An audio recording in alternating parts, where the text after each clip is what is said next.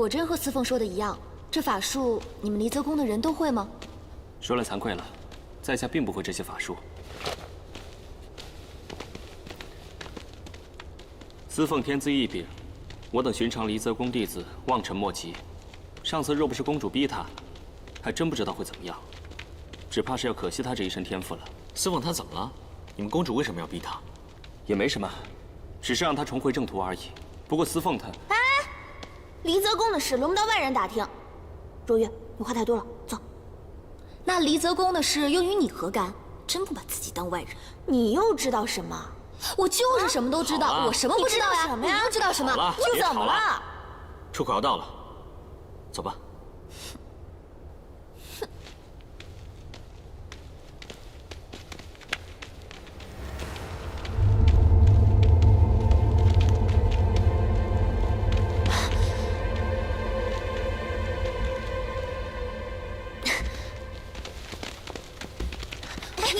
我先上，先上来。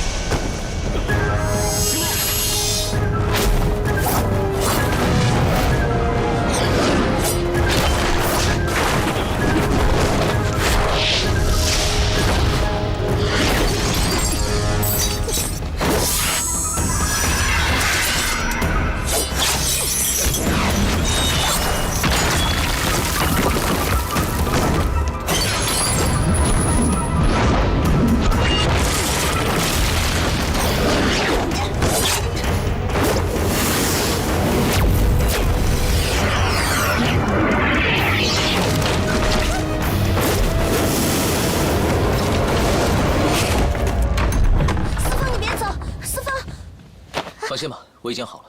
你应该很担心朱敏言他们吧？我是有点担心，可是我……少阳的传音符，糟了，玲珑他们出事了！要害我们！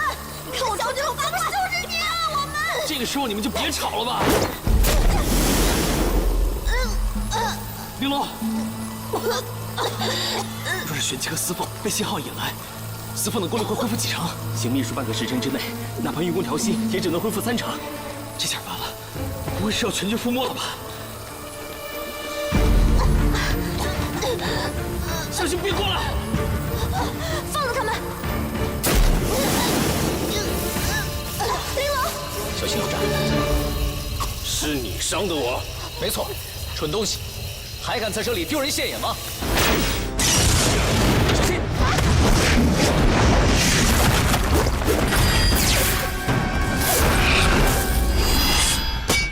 你去救人，我去杀了他。好。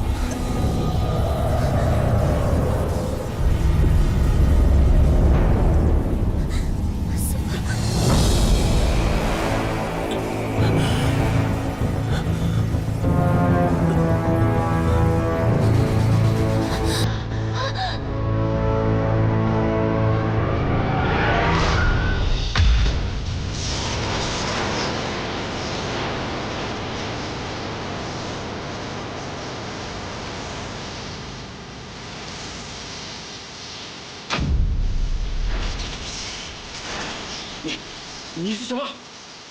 你是什么东西？也配来问我？双星萧何在即，天学堂要做的事，谁也阻止不了。呀！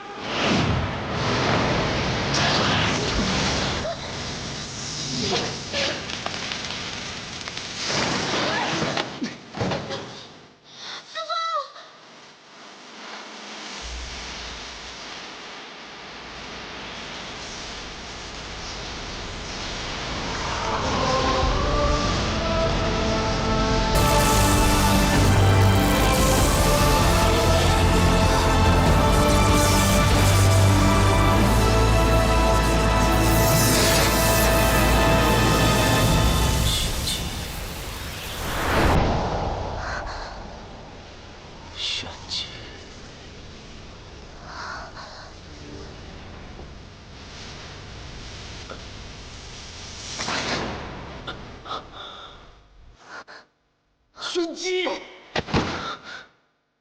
玄机，玄机，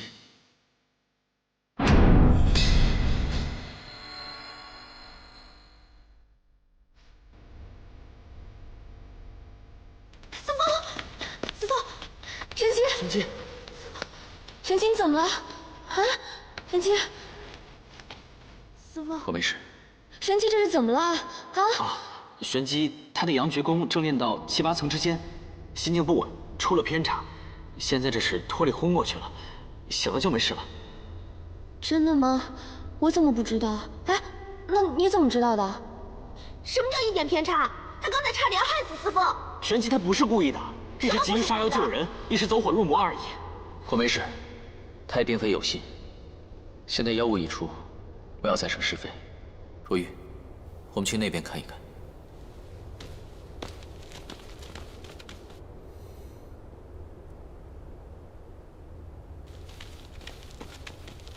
司凤，你怎么把那些屈辱鸟都给放走了？他们受奥因操控作恶，现在奥因已死，屈辱鸟无害。那奥因事先把这个炉鼎都清了个干净，连残渣也不剩，也不知道他们这些茱萸草到底用来炼什么。这妖自称是天虚堂的人，又说一些不明所以的话，这天虚堂到底有什么图谋？没想到，天虚堂这4年看似销声匿迹，实则暗地里一直有动作。双星相合意味着什么，一时也难懂。不如我们将此事各自传输回门派中，提醒大家警惕。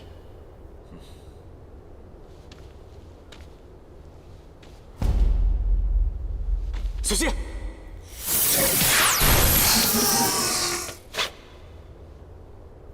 这是什么？无妨，这是奥印的筋，是个顽固的活物罢了。它沾上鲜血皮肉就会紧缠不放，是炼成捆妖绳的上好材料。司凤，这妖计已除，咱们回去吧。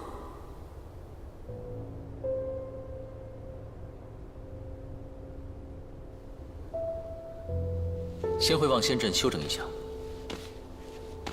你们要是没有地方住，便一起吧。嗯，好啊。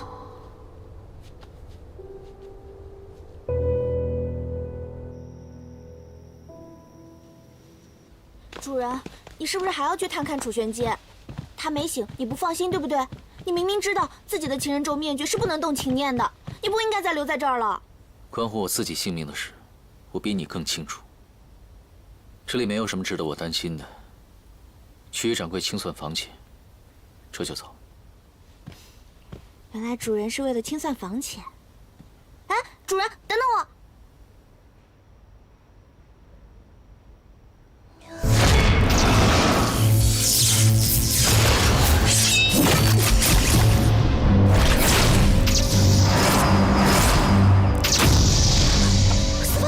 玄机，你醒了，怎么样？奥因呢？我们得救了。我们怎么得救的？还有司凤没事吧？玄机，放心吧，是你杀死了奥因，不记得了吗？我？哎，都说玄机当时走火入魔了，那还有什么意识啊？玄机，以后练功呢，还是要以稳妥为先，不可太着急。哦，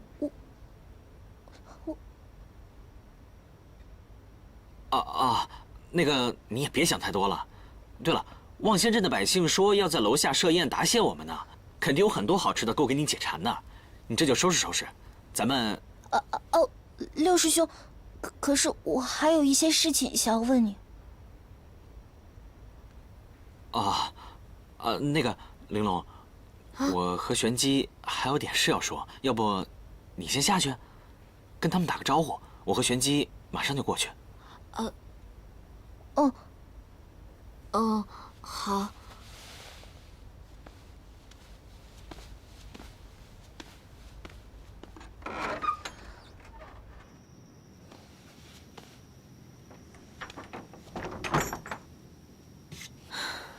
玄机能有什么秘密啊？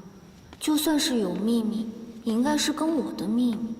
他小六子什么时候？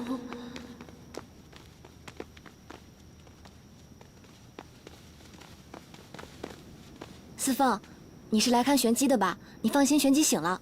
不过他现在跟小六子可能有点什么事，你现在过去不方便。楚玄机醒没醒关我们什么事啊？谁关心啊？你少自作多情了。谁关心？四凤关心啊，又不是你关心，你愿意关心不关心？谁管你啊？还不关心？仙长，仙长！哎呀，原来几位仙长在这儿呢。几位仙长对我们望仙镇的救命之恩，我们无以回报，只能略备酒宴答谢几位仙长。各位仙长万不可推辞啊！快请，快请，快请吧！你们先请，我再去请另外几位仙长。不用不用，我妹妹还有另外一位师兄，可能有些事情要谈，一会儿过来。好，来，快请，请，来。那不是跟上次古雕的事情一样吗？哎呀，怎么又来了？而且，我老觉得我好像对四凤做了些什么。六师兄，你能不能告诉我，到底发生了什么？你当时拿指尖对着四凤，差点就……但你及时收手了，四凤她没事，你没有伤到她。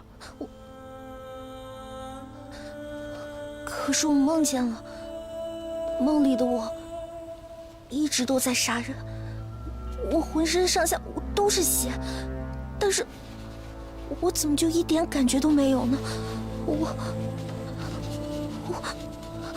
我差点把四凤也杀了。不是那样的，玄机，那只是个梦而已。可是它差点就实现了呀！我其实一直都很想要保护大家的，但是就是控制不住我自己。我特别怕我会不会变成一个毫无目的的杀人，然后又六亲不认的一个怪物啊！绝不会那样的，玄机，你冷静一些，你千万不要把一个梦当真啊！可是那些梦，那个梦跟碎片的景象，它们重合在一起，就……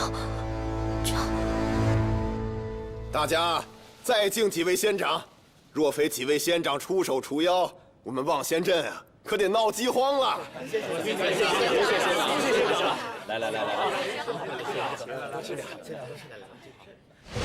望仙镇的百姓说要在楼下设宴答谢我们呢。六师兄，可是我还有一些事情想要问你。那个玲珑，我和玄机还有点事要说，要不你先下去。四凤，咱们吃完饭就走吧。怎么又着急走啊？刚坐下，司凤不是没有分寸的人，还能赶着自己往死路上送吗？你再敢说那个字，胆子肥了是不是啊？行了，好好吃个饭。四凤，四凤，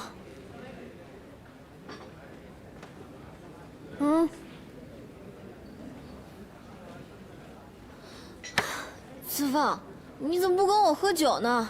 你怎么说变就变得冷冰冰的？你忘了我们的情谊了？忘了我们一起杀古雕救鲛人？你忘了一起去点睛谷教训那个梧桐？你别再说了行不行？什么？你也闭嘴！你好了，吃饭。哼。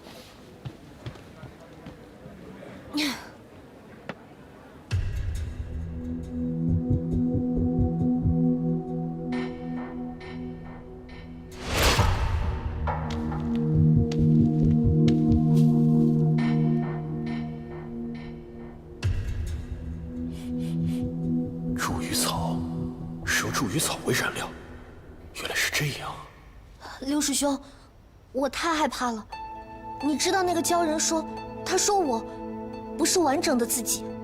那万一有一天，这个不受控制的自己，把这些梦都变成真的了，怎么办啊？鲛人，你是说那万劫八荒镜的碎片？嗯。你怎么又提起这茬了？不是说不再管它了吗？浩辰师兄是不让我再找万劫八荒镜了，可是我也没有把我手里那块给他，因为我总觉得……你是不是还留着那碎片？肯定是他在作怪，你可千万别上了那鲛人的当。妖物最爱蛊惑人心，给人造就心魔，你定是被埋下心魔了。心魔？那这心魔为什么偏偏要找我呢？妖物作恶之心，你我怎知？就像那奥音操控群儒鸟，祸害着满山的茱萸草，我们不也不知道是为什么吗？玄机，别怕，这没什么大不了的。我们把那碎片给毁了，看他还怎么影响你。该死的楚玄机，为什么偏偏遇上他？不能让司凤再和他有任何瓜葛，干脆一不做二不休。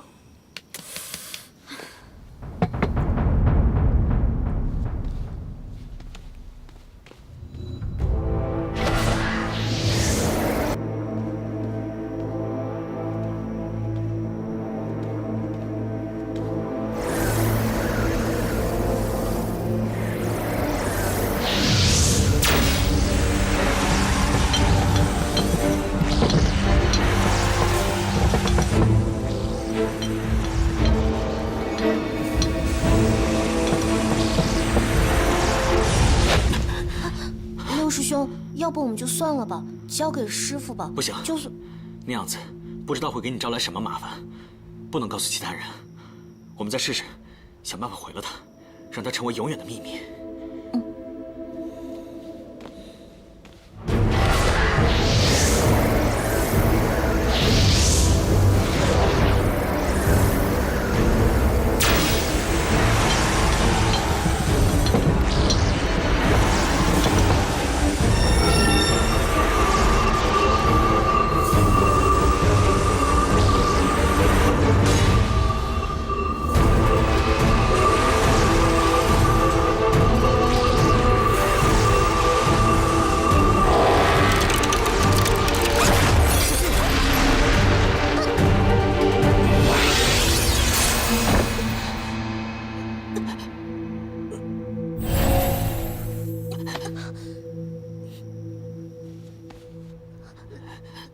六师兄，我好像动不了了。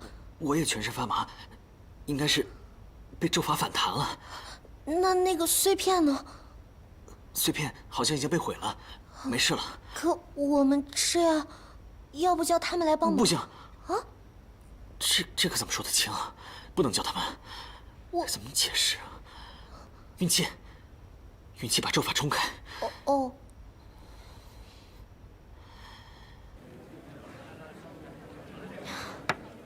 司凤，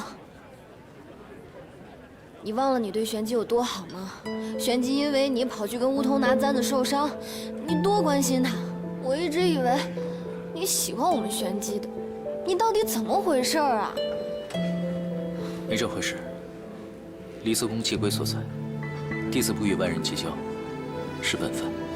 本分，好。那你今天就抛开本分。你真的忘了我们了吗？你真的不理我们了，不理玄机了？逾越本分的事，必自食其果，没必要想这么多。好，都忘了。可是你别扭就算了，可明明跟我一起长大、一起成长的人，怎么也说变就变了呢？变得什么都不知道，变得都不认识了。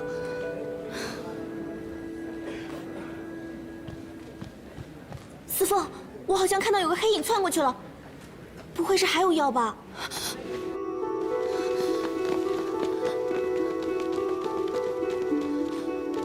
妖呢？你说的妖呢？我看到有个黑影啊，好像窜进去了，但我也不确定是不是。玄机，玄机！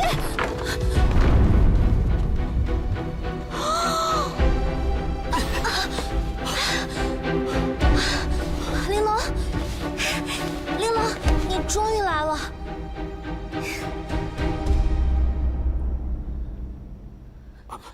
不是你们想的那样。我们刚才是在……周敏言，你吃了雄心豹子胆，你竟然敢欺负我妹妹，我饶不了你！他欺负你！你别这样，六师兄他没有欺负我。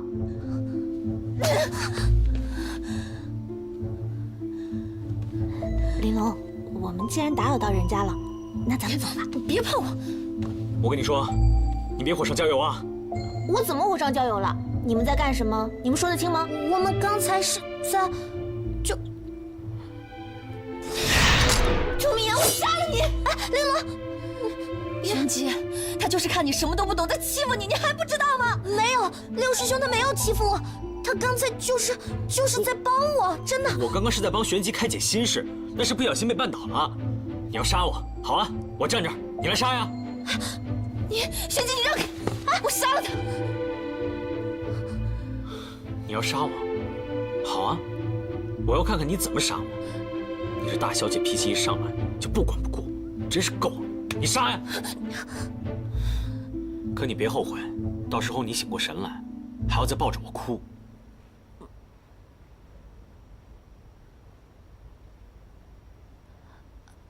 我后什么悔啊？满少阳最讨厌的就是你了。你要是死了，我做梦都会笑的。玲珑，你别这样。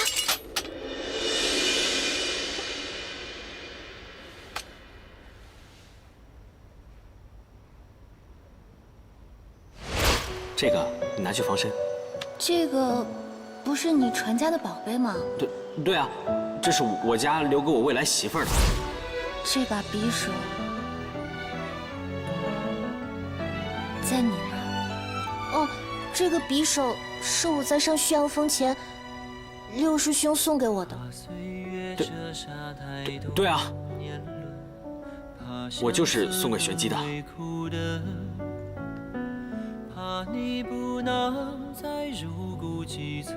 4年前就给你了。4年前就给我了。哎，我说少阳大小姐，这不是明摆着的吗？他俩早就私定终身了，就这么卿卿我一下，有什么大不了的？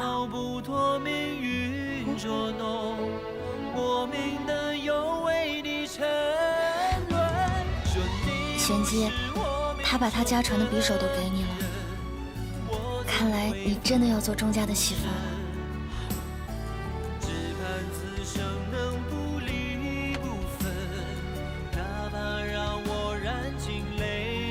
说好了，钟明言，既然是这样，就收起你那吊儿郎当的样子，好好对玄机。如果你对他不好，我绝不饶你。玲珑，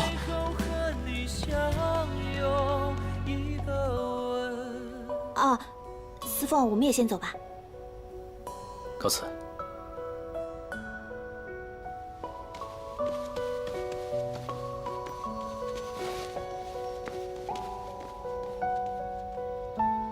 司凤，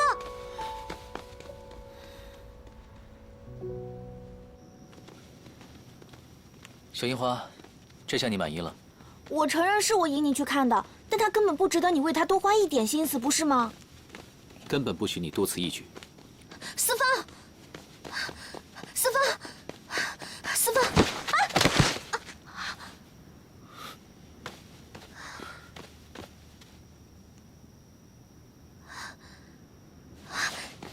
司凤，你别走，我还有话跟你说。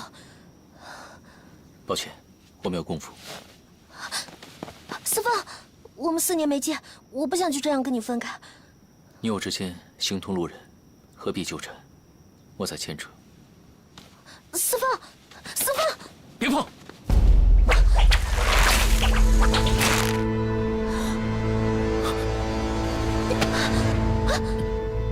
这什么东西？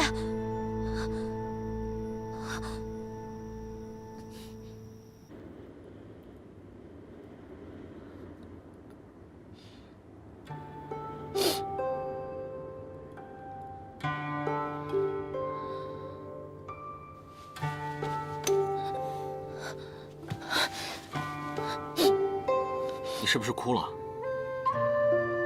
不用你管。我有话说。刚才要不是你胡搅蛮缠，我也不会说不清楚。对，是我蠢，是我笨，是我没有看明白。你非要这样吗？我们就不能好好说话了是吧？你能不能听我把话跟你说？周敏言，在你眼里，我不就是任性胡搅蛮缠的大小姐吗？在你心里面，你根本就瞧不起我，为什么还要来委曲求全？反正我对不相干的人也不怎么走心。以后你走你的阳关道，我走我的独木桥，这下可以了吧？你噼里啪啦说完就不让我说吗？从小到大都是这样，每次一生起气来不管不顾，得理不饶人，不得理就更不饶人。你知道我要说什么吗？就可以了吧？要我说，那个陆嫣然都比你要讲理些，这是。好啊，你把我跟陆嫣然比，就算我这10几年白看你了。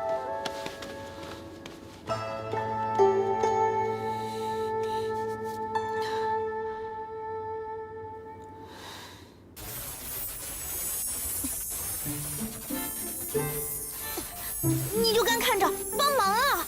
没用的，奥阴金只要碰到鲜血皮肉，就会紧绷着不放，它生于血肉还会炼化，除非它自己要放开，不然我们做什么都没有用。你喜欢血，我就给你血。放开他来缠我，缠我！他还是没动哎。嫣然，我看这奥阴金还是更喜欢玄机姑娘的血，没用的。我就不信了，他还能不怕疼砍不断吗？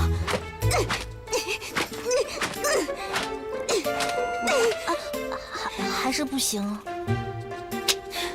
你很高兴吗？砍不断他，砍断你的手也是一样的。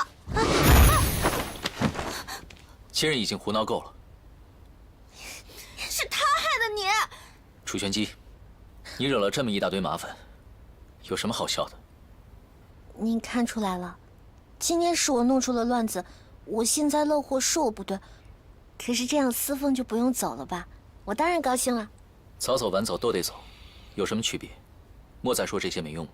那不一样，他刚才要砍我的手，你还护着我，说明你还是关心我、担心我的嘛。我就是高兴。你想多了，不叫阉人砍你，是砍掉也没有什么用。难不成我要拖着你的断手到处走吗？司凤，我看我们也别瞎忙活了。轩辕派不是离此不远吗？祝师掌门见多识广，又道行高深，定有方法解开这奥阴金。也只能如此了。今日大家都累了，早点休息。明日我们一起去轩辕派。那他怎么办呀？我告诉你啊，不许和司凤共处一室，听到没有？那我今天晚上睡哪儿？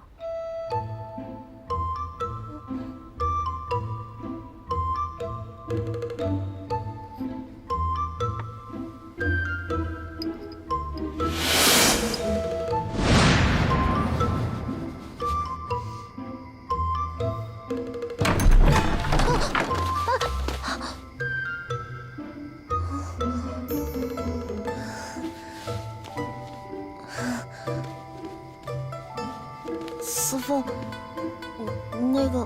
我太困了，那个椅子坐不住。快睡。司凤，那你睡哪儿啊？不用你操心，明日我会和朱敏言说清楚。你今晚是迫于无奈，才在这里借宿一晚。司凤，我正好想问问你，我跟六师兄的事情呢？你说玲珑为什么那么生气啊？还把六师兄说的那么糟，但是我觉得六师兄他还挺好的。你又不知道什么事情，别多想了。谁说我不知道的？我也有喜欢的人，我喜欢六师兄。你不是困了吗？还不睡？我现在不怎么困了，因为我一直都弄不明白。虽然说我喜欢六师兄，但是玲珑呢，她跟六师兄一样重要，所以我不希望他们2个人中的任何一个人不开心。可是他们这次吵得那么凶，好像就是因为我喜欢六师兄。你说玲珑是不是特别讨厌、特别瞧不上六师兄？所以他听说我喜欢六师兄，他才那么生气。司凤，你那么聪明，你能不能帮我想想办法？有什么办法可以让玲珑也喜欢六师兄啊？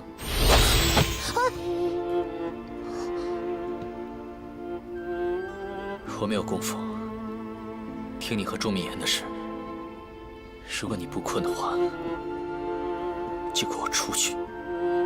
哦，困。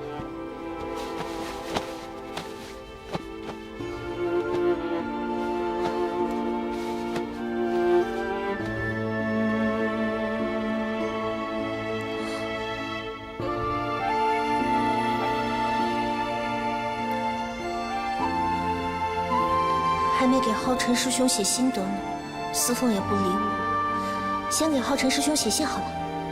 浩辰师兄，没能如期写心得，是因为这2天我们遇见的妖物，不过已经解决了。我这就将这2天的事报告给你。1，我遇见了司凤，可她不肯理我，还一直要走。不过她现在一时走不了了。我还挺开心的，希望我这回能挽回这个重要的朋友。2，玲珑和六师兄吵了很凶的一架，虽然玲珑也说过，他和六师兄八字不合，好不了2天就吵，吵过了就好。他们总叫我不要担心，可是他们要能一直好好相处，相亲相爱就好了。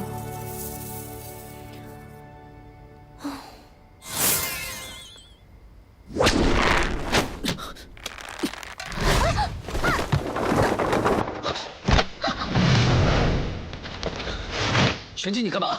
你，司凤这个筋，我可以把它烤短。别！司凤，我就说吧，这个东西它会越来越短。手。司凤，你的伤没事吧？我看一下你的伤啊。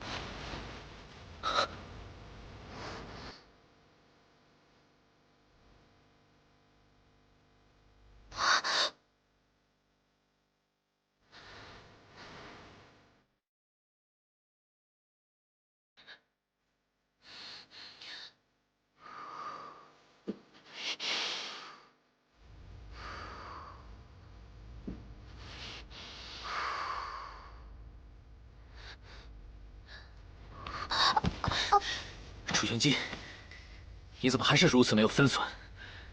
男女授受不亲，你不是已经和周敏言约定好了终身吗？你怎么可以这样？我就是想看看你的伤。不劳你费心。这个铃铛，你不是说丢了吗？丢没丢跟你有什么关系？总不会是个没用的东西。我也不知道它为什么还在我身上。这么大的东西在你身上，你都不知道？你每天挂着它没有感觉吗？楚玄机，你怎么有这么多问题？我怎么会知道？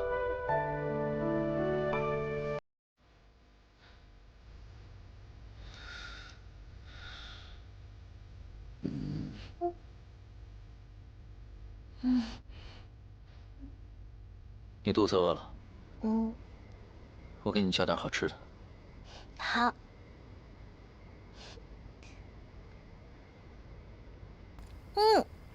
好吃。司凤，你过来一点，你配合我一点，不然我吃不到了。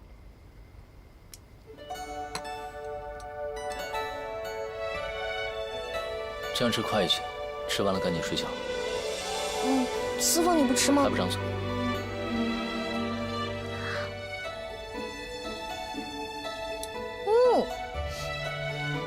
这个好好吃，你也尝尝呗。不用了。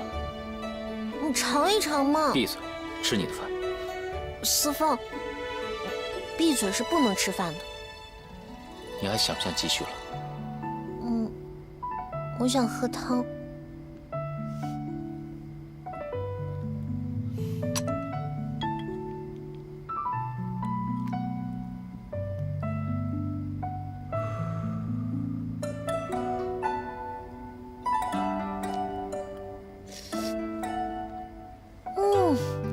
吃那个。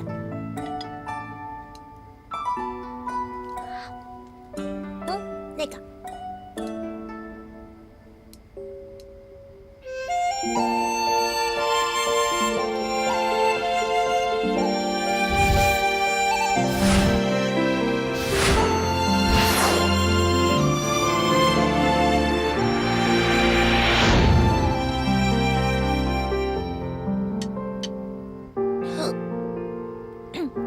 饱了？吃饱了。司凤，您看他这个，他又变回来了。你看。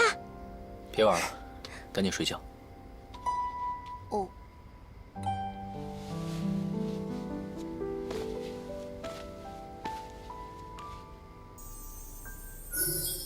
浩辰师兄，没有特别的事发生，但是烤鱼是真好吃。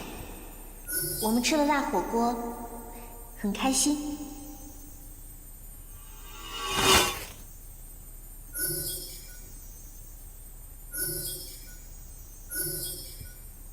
3，我们帮望仙镇的镇民解决了曲乳鸟的妖祸，镇民感谢了我们，我挺开心的。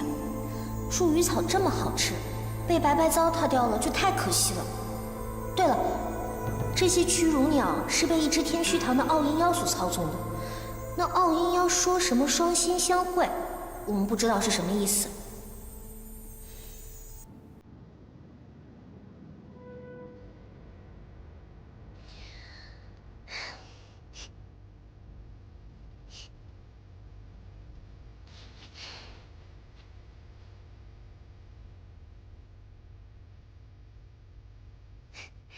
司凤，你的影子很好看哎。哦，我忘了，你好像不太喜欢别人夸你。那个时候我说你笑起来好看，你还突然有点生气。但是我觉得你笑起来本来就很好看。可是我们这次再见面，我就没有见你笑了。我特别担心你，我不知道你发生了什么。我也很后悔，感觉自己错过了很多。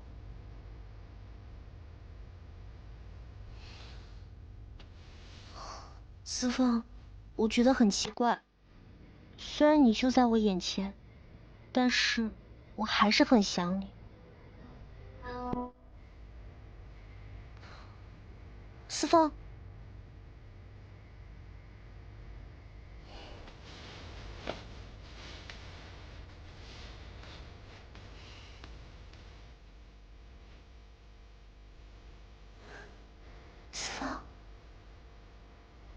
司凤，睡着了吗？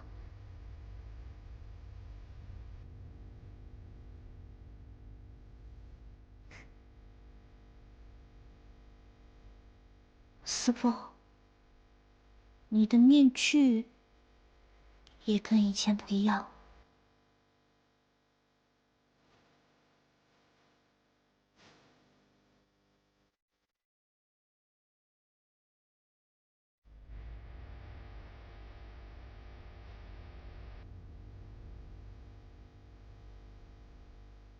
别跑！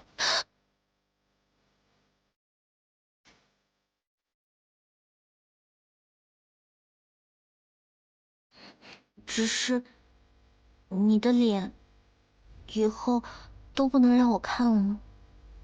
我们也不能回到以前的样子吗？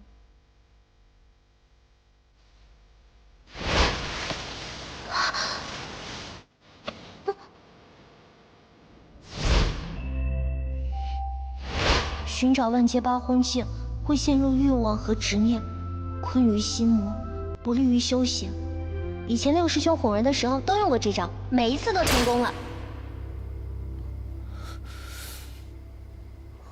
怎么了，司凤？你是不是不舒服啊？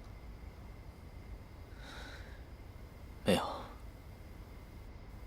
我只是觉得好笑。好笑？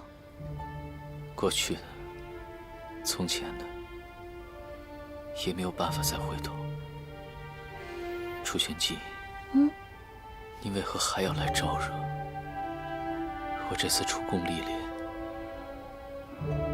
我最不想见到的人就是你。我们不该再见。为什么呀？为什么？那你告诉我，你为什么选择了祝明言？选择六师兄是什么意思啊？你为什么喜欢他？哦，你说我为什么喜欢六师兄啊？因为我觉得六师兄人特别好，我很想要见到他，跟他在一起很开心，我想要一直跟他在一起。而且我们有秘密。够了，不要再说了，我已经知道了。是你自己问我的，你怎么又生气了？楚玄机，谢谢你告诉我这些。哎，四方，我累了，太晚了，我要睡了。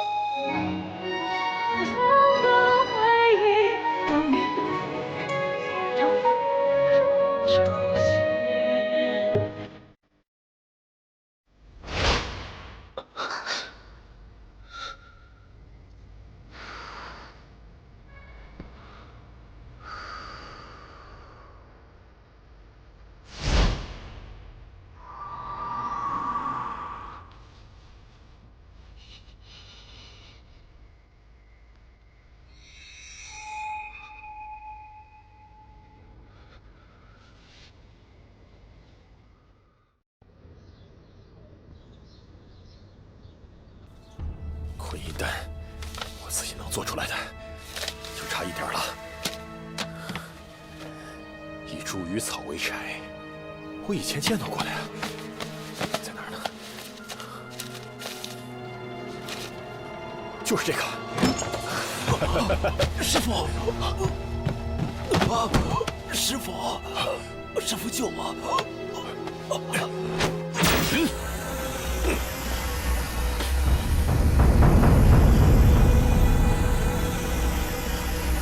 灵石，掌门，如此妖邪丹典从何处弄来的？害得我轩辕弟子成了这副模样。掌门，我错了，这一开始就是一个陷阱。他们说这昆音丹可以增强功力，也确实如此。可万万没有想到，不继续服用，就只有死路一条。他们是谁？天虚堂。就是天虚堂那帮妖孽，害得我上了他们的当。他们想要得到灵石。你陷我轩辕弟子于万劫之苦。你走，从此我轩辕再无灵石此人。掌门，掌门啊！再过几天时间，我一定会把昆音丹炼出来，到时就可以救我们轩辕。要不然的天虚堂3日之后就会攻打我轩辕，我们无力抵抗啊！好的，师父。掌门，看来天虚堂是为了灵石而来。现如今，我轩辕弟子都受制于昆音丹，我看不如向司派求助。如今我轩辕服用了丹药，又怎么向司派求助？但我们又不能向妖邪屈服。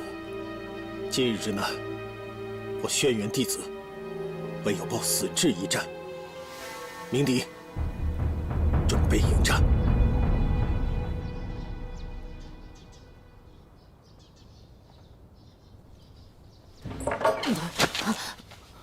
玲珑，玲珑，你听我和你解释啊！没什么可解释的。你能不能不要那么任性啊？我就那么任性。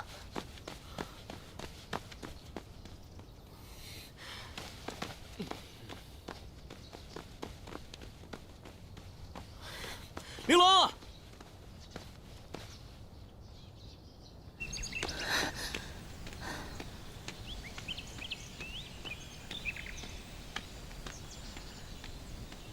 一生气就喜欢到处乱跑。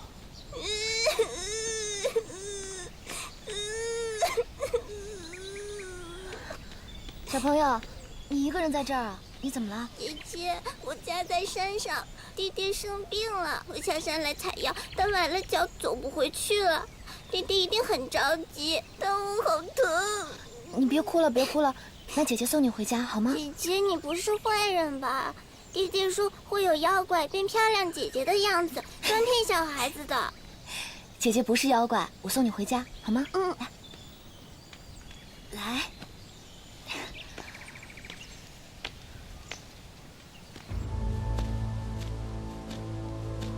看不出来你还挺沉的，不过你的家到底在哪儿啊？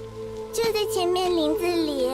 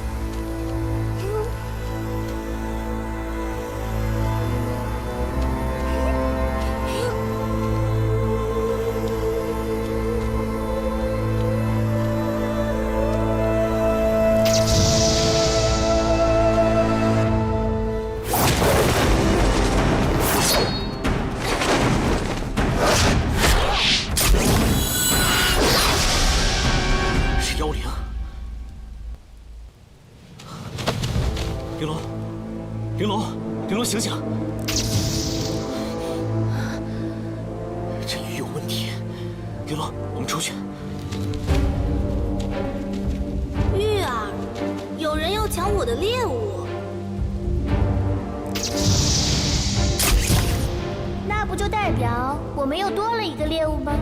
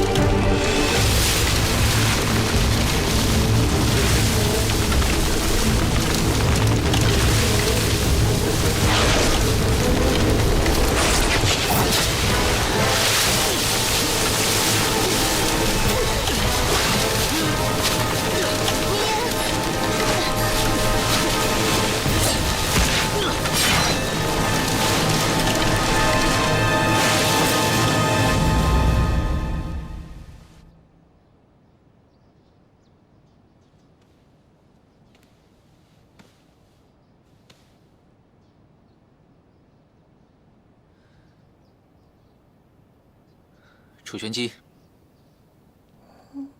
楚玄机，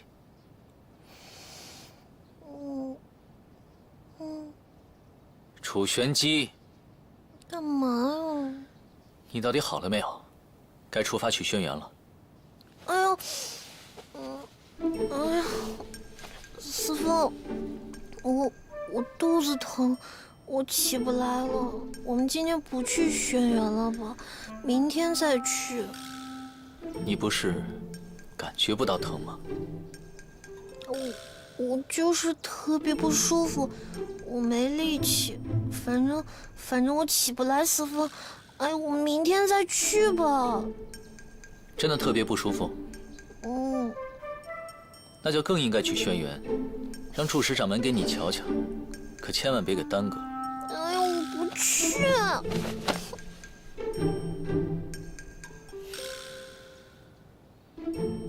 师父，师父，师父，怎么了？我看到玲珑跟敏叶一大早就跑出去了，我以为他们很快回来，就没在意。可现在已经中午了，他们还没回来。你说什么？他们出去1上午都没有回来。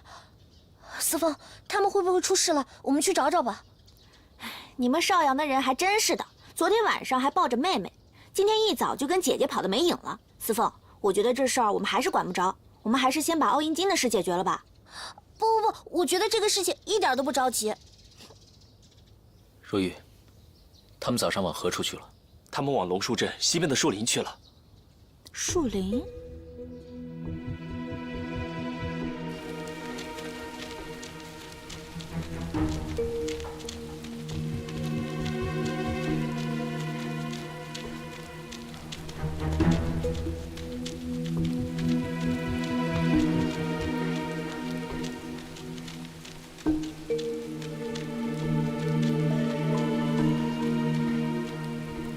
绫罗和六师兄会不会在里面啊？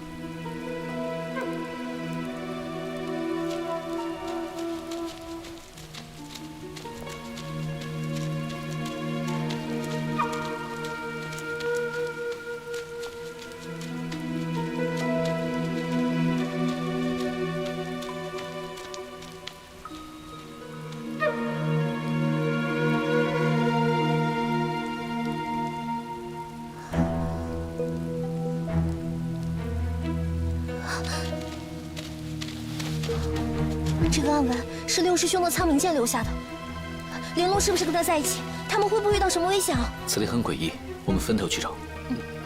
哦。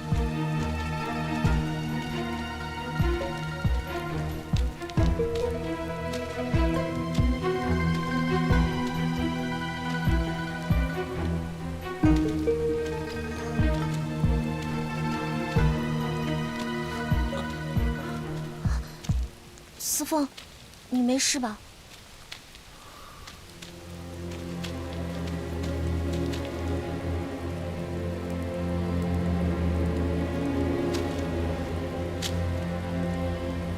是我的错，都是我的错。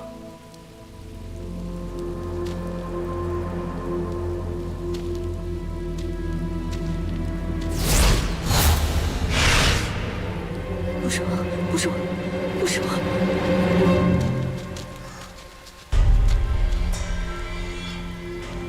怎么又回到这儿了？我们现在是在原地打转吗？司凤，司凤，你怎么了？司凤，司凤，嫣然，若玉，怎么了？这是？司凤，司凤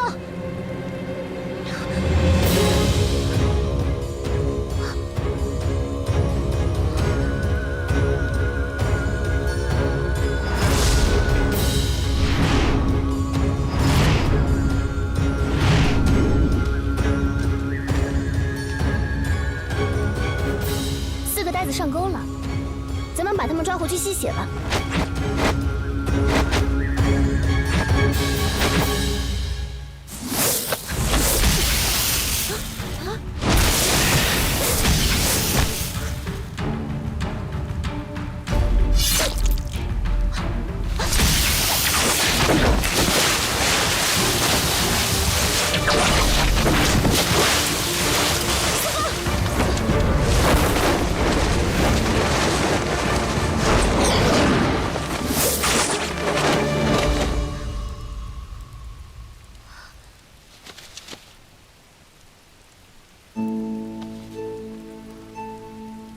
司凤，司凤，你醒醒！司凤，司凤，司凤，怎么办？用司凤的避毒丹试试吧。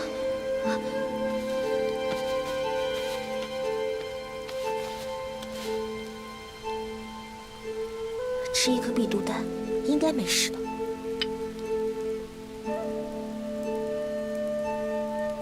好像不是这个。应该是这个吧。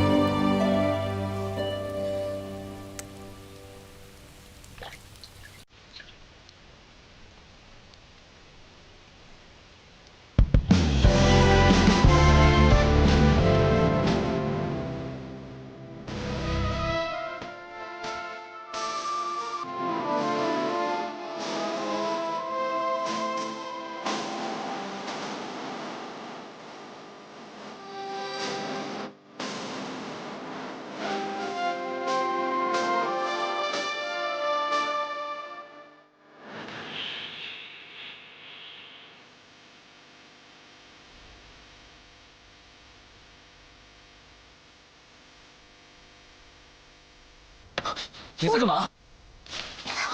我给你喂水吃药啊。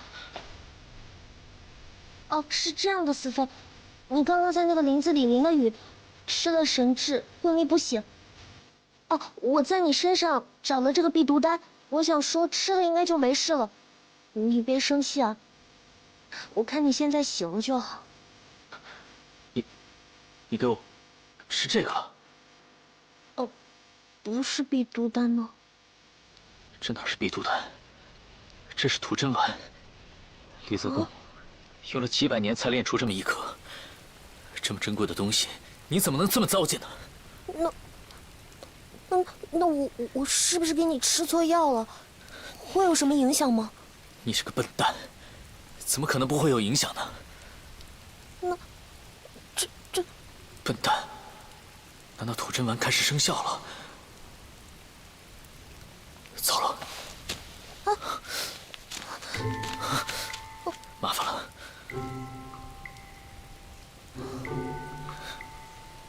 你说的对，我就是个笨蛋，还总给你添麻烦，所以你才对我避而远之。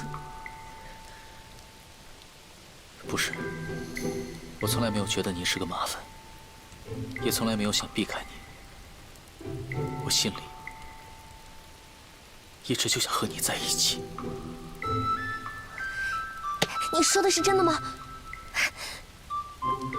那你之前……管什么之前呢？现在说的才是真的。你给我吃了什么？你不知道吗？我给你吃的是吐真丸，所以思芬，你现在说的都是真心话，对吗？对，有问必答，答必言真。从现在开始，你不要再跟我说话了。思芬，你为什么不让我跟你说话？因为你不想让我听到你的真心话，对不对？所以你之前跟我说那些话都是假的，对吗？没错，我那是口是心非。楚玄机，你不要欺人太甚。我没有欺人太甚，我就是想知道你之前说不想见我，不想跟我做朋友那些话，这话到底是真的还是假的？我那不是真心话。自从我见到你那一刻开始，一切都是我自欺欺人。我很想见到你，你是我最重要的、最不想失去的朋友。我就知道，思芬你一直都没有变。可是思芬，你之前为什么说我们老死不相往来呢？倘若日后你再动情，这情人咒便会在你的体内生根，你的手腕会长出3道青羽印记。以后每情伤一次，你手腕上的青羽印记就会化作胸口的赤羽。当3道青羽印记都化成胸口的赤羽，你便会血脉倒流而亡。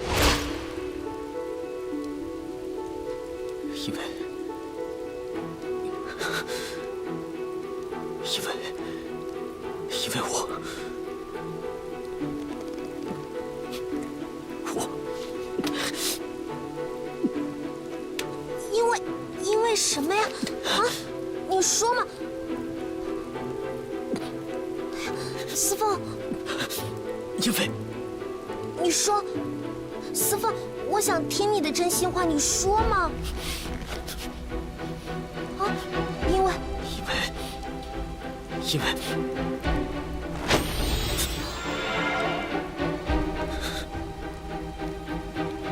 不关你的事。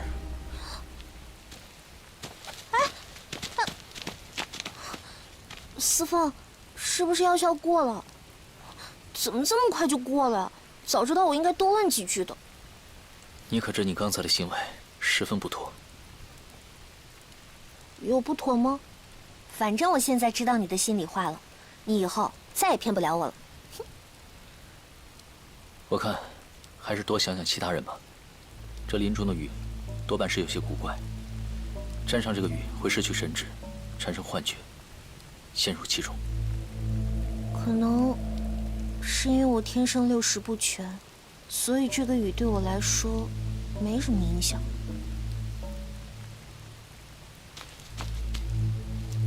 谁？啊！玄机，司凤。果然，妖灵氏等人失了心智之后，再用血藤抓人。还好玲珑你聪明，用这个斗笠避雨。那你可米言他们的下落？我到处都没有找到小六子，也不知道这妖灵是什么图谋。啊，不过我看到一个树上挂着一个人。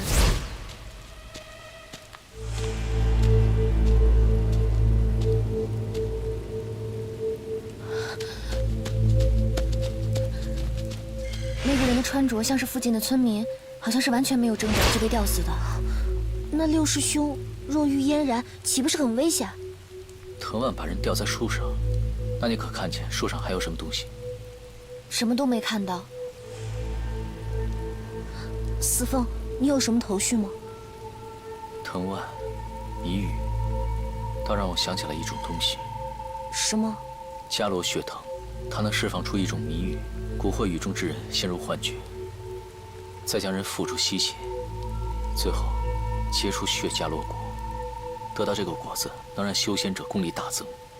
定是有人想得到这种血果，才种下血藤。那就是说，小六子要被抓去吸血了。那应该怎么办呢？你先别急，玲珑，事不宜迟，我们先做几个斗笠。这个斗笠能避开这些谜语，我们再去找他们。